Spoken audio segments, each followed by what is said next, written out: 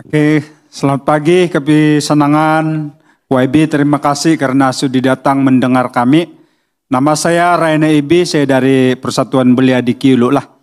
Dan saya ingin bertanya, sebagai menteri yang menjaga ekonomi ini, bagaimanakah kerajaan memastikan pembangunan di Sabah berjalan secara lestari tanpa menjejaskan alam sekitar, seperti hutan hujan dan biodiversity.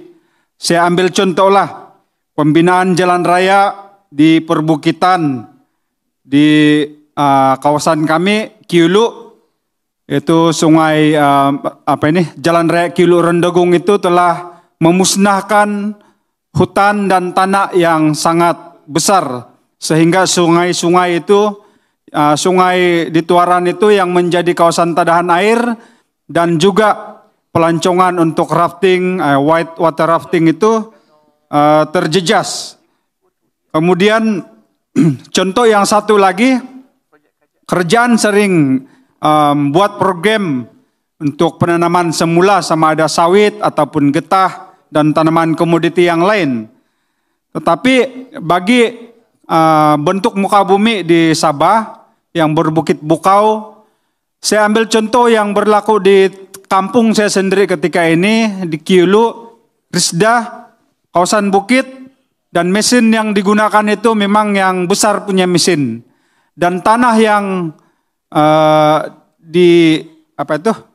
karena yang dilalui untuk penanaman itu sangat besar yang terhakis. Dan apabila musim hujan, air ini tanah ini akan jatuh. Malah ada case yang tanah dia itu telah menimpa rumah penduduk dan merosakkan kawasan pertanian sawah mereka seperti yang berlaku di Tepokon, Tamparuli.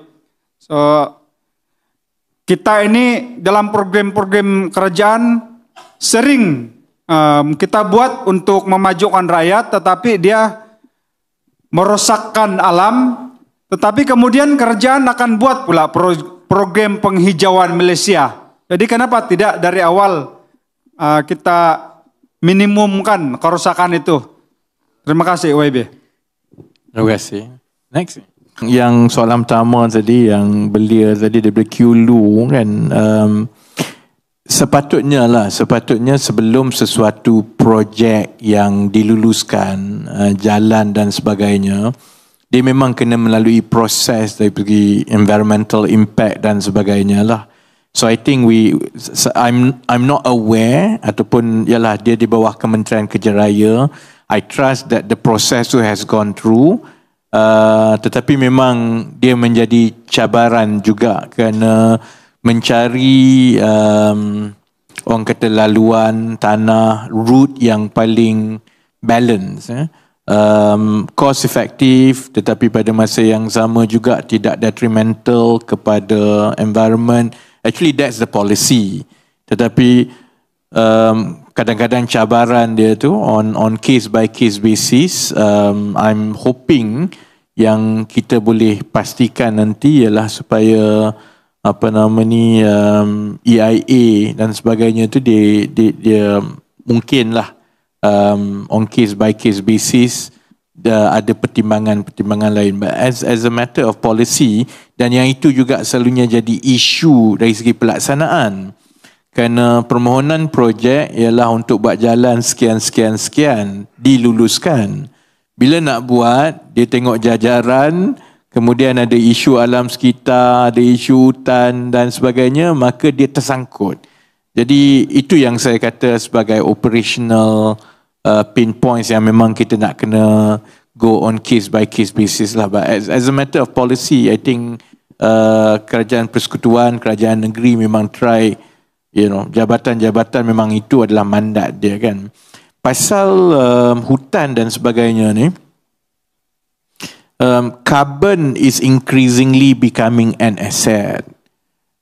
Kerana hutan semua ni adalah carbon sink.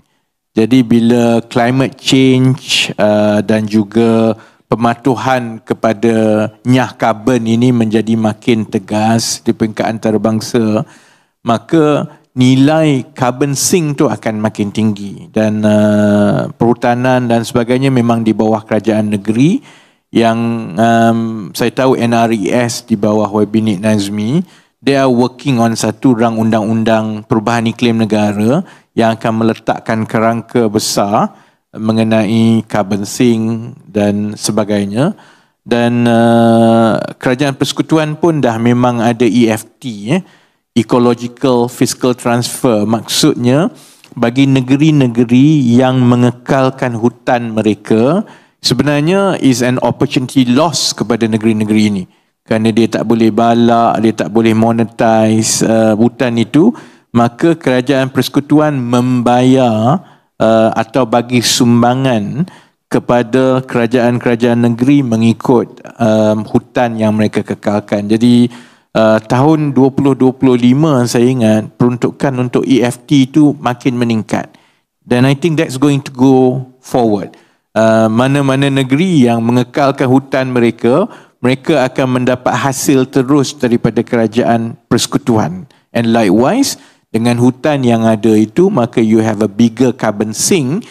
Dan bila rang undang-undang perubahan iklim masuk, kerangka how to track and account for the carbon itu, dan carbon credit boleh monetize and traded, dan saya ingat itu akan menjadi satu industri baru juga yang negeri macam Sabah ada lebih banyak kelebihan berbanding negeri-negeri lain.